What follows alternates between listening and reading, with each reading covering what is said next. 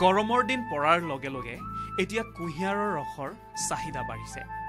বিভিন্ন ঠাইত আপুনি কুঁহিয়াৰৰ ৰস বিক্ৰী কৰি থকা ব্যৱসায়ী দেখা পায়। পিছে মৰিগাঁৱৰ এগৰাকী ব্যৱসায়ীৰ কুঁহিয়াৰ ৰস বিক্ৰী কৰাৰ কৌশল কিছু সুকীয়া। কুঁহিয়াৰৰ ৰস বিক্ৰী কৰি তেওঁ মাহিলী উপাৰ্জন কৰে 50,000 টকা। মৰিগাঁও জিলাৰ ব্যৱসায়ীজনৰ নাম হৈছে ছাইদুৰ ৰহমান। ছাইদুৰে এখন মাৰুতি 800 বাহনত কুঁহিয়াৰৰ ৰস উলিওৱা মেচিন স্থাপন কৰিছে।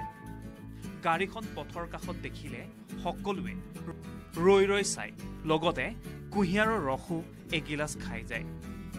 মাৰুতি 800 গাড়ীখন দেখিলে হয়তো আপুনিও আচৰিত হৈ পৰিব।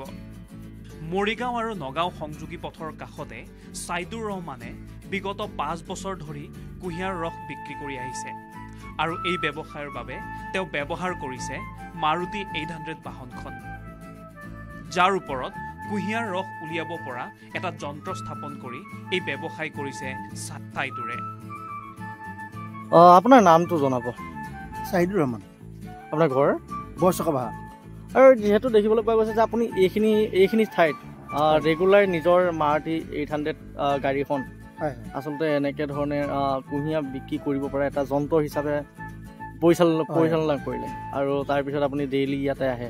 আচলতে এই ভাৱটো কেনেকৈ আহিলে আৰু কেতিয়াৰ পৰা আৰম্ভ কৰিছিলে আপুনি? বিশেষকৈ মই ব্যৱসায় কৰি বিশেষ ভাল পাওঁ। যি কষ্টই নহওক ব্যৱসায়টো মই ভাল পাওঁ। এই ব্যৱসায়টো বিশেষ মানে নগদ, বাকী বুলিব নাই। তাৰমানে মানুহে 20 টকা দি পানী এগিলাচ খাব, নগদ তাৰমানে। আৰু ডেইলি হিচাপটো ডেইলি ওলায়। বিশেষ কম মূলধনৰ এটা ভাল ব্যৱসায়। আৰু যিহেতু আপুনি গাড়ীখনক এটা নতুন ৰূপ দিলে, এই ৰূপটো কেনেকৈ মনলৈ আহিলে আপোনাৰ? এই ৰূপটো দি পেলাই এনেকৈ বিশেষকৈ এই ৰূপটো মানে প্ৰথম মোৰ অটো আছিলে। অটোখনত মানে বিশেষ কুঁহিয়াৰটো কম ধৰে আৰু ছেফটি নহয়।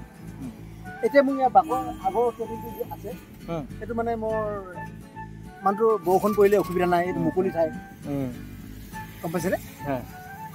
সেইকাৰণে মানে আপুনি এখনকে তৈয়াৰ কৰি ল'লে।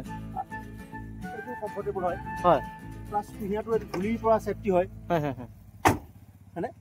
সেইটো কাৰণে বিশেষ কুঁহিয়াৰটোৰ কাৰণে বিশেষ কাষ্টমাৰ বেছি টেনশ্যন। এই কুঁহিয়াৰটো যাতে পৰিষ্কাৰ পৰিচ্ছন্নতা হ'ব লাগে। আচলতে পৰিষ্কাৰ পৰিচ্ছন্নতা বিচাৰে মানুহে, ধূলি হ'ব লাগে, সেইটো মেইন। সেইটো কাৰণে গাড়ীটো ল'লোঁ মই। আৰু ইয়াৰ আগত কি আছিলে? এই মোৰ অটো আছিলে। অটো এখন আছিলে। অটোখন মানে অকণমান লাংটা টাইপৰ।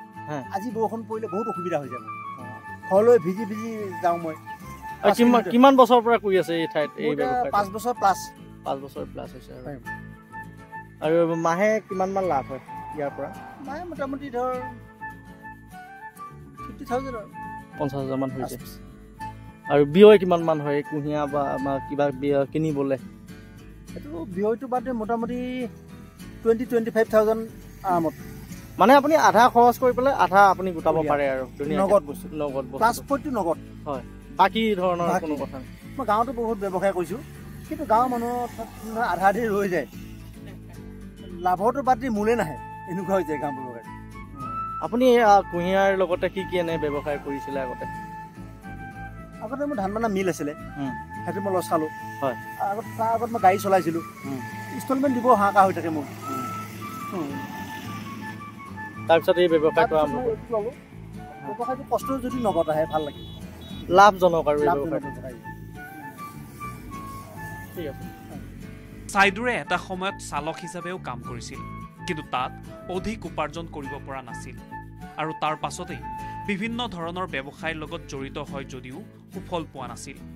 কিন্তু যোৱা 5 বছৰ ধৰি ছাইদুৰে কুঁহিয়াৰ ৰস বিক্ৰী কৰি জীৱন নিৰ্বাহ কৰি আহিছে। এই ব্যৱসায় কৰি এতিয়া ছাইদুৰে মাহিলী উপাৰ্জন কৰে 50,000 টকা। কুঁহিয়াৰ ৰস ব্যৱসায়ী ছাইদুৰে কয় যে প্ৰথমে এখন টেম্পো ব্যৱহাৰ কৰিছিল এই ব্যৱসায় কৰিবলৈ, কিন্তু বৰষুণৰ বতৰত টেম্পোখনত বিভিন্ন অসুবিধাৰ সন্মুখীন হ'বলগীয়া হোৱাত ছাইদুৰে এই মাৰুতি 800 গাড়ীখন ব্যৱহাৰৰ উপযোগী কৰি এনেদৰে কুঁহিয়াৰৰ ৰস বিক্ৰী কৰি আহিছে।